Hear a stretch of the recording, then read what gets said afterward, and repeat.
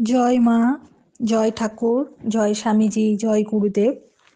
উদ্বোধন কার্যালয় থেকে প্রকাশিত স্বামী পরমানন্দ প্রতিদিনের চিন্তা ও প্রার্থনা এই বইটি থেকে বছরের প্রতিটি দিনই পাঠ করার চেষ্টা করব। আশা করি আপনাদের সকলের ভালো লাগবে। দিব্যত্রয়ীর কৃপা শান্তি, কৃপা পরশ, প্রেমাস্পর্শ, তাদের ভাব আমাদের সকলের মধ্যে ছড়িয়ে পড়ুক, এই প্রার্থনা নিয়ে আমরা শুরু করছি আজ থেকে প্রতিদিনের চিন্তা ও প্রার্থনা স্বামী পরমানন্দ এই বইটির জানুয়ারি মাসের 1 জানুয়ারি থেকে পাঠ শুরু হচ্ছে। সকলকে সাথে থাকার জন্য অনেক অনেক ধন্যবাদ। যদি আপনাদের এই পাঠ ভালো লাগে অবশ্যই আমাদের চ্যানেলটিকে সাবস্ক্রাইব করবেন এবং অন্যান্য সকলের সঙ্গে শেয়ার করবেন। জানুয়ারি মাসের পাঠ সুন্দরভাবে সুসম্পন্ন হয়েছে। আমরা ফেব্রুয়ারি মাসের দিকে এগোচ্ছি প্রতিদিনের চিন্তা ও প্রার্থনা স্বামী পরমানন্দর। চালাও তোমার জীবন তরণী, স্থির বন্ধু, চলো তুমি স্থির প্রচলনে। জল বহে উদ্দাম গতিতে, কখনো বা অতি ধীর স্থির। রহ তুমি ধরিয়া তোমার পথ প্রদর্শক, আকাশ ভ্রুকুটি করে আবার হাস্যমুখ।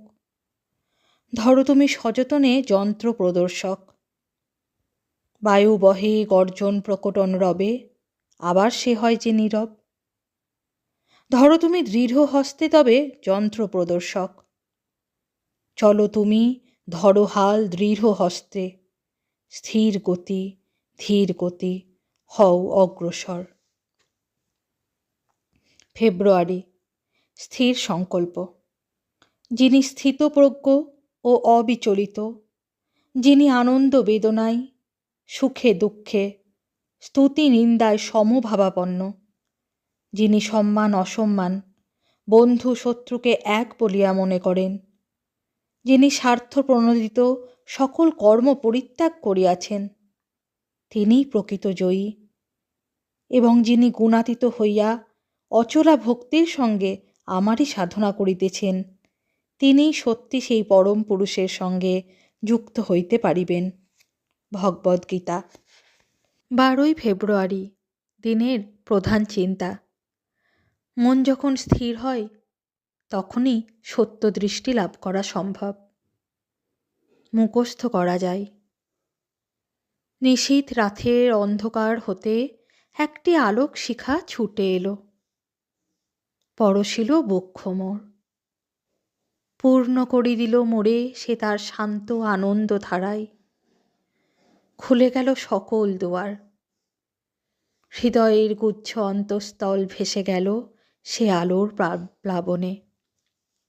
উপদেশ। অন্তরের দুয়ার বন্ধ করিয়া অন্ধকারে দুঃখ করিও না। যখন কর্কশ ব্যবহার বা দুঃখ তাপ আসিবে তখন তাহার ধাক্কায় পড়িয়া গিয়া নিজেকে হারাইও না। যিনি উদ্বুদ্ধ তিনি এমন কোনো অবস্থার নিষ্পেষণেও কাতর হন না। সাধু জীবনের ধারাই এই রকম। যখন তাহারা দুর্দশার সম্মুখীন হন তখন দুঃখ হইতে তাহারা আশীর্বাদ আহরণ করেন। কিন্তু আমরা কত তাড়াতাড়ি জীবনের বিপর্যয়ের চাপে তলাইয়া যাই।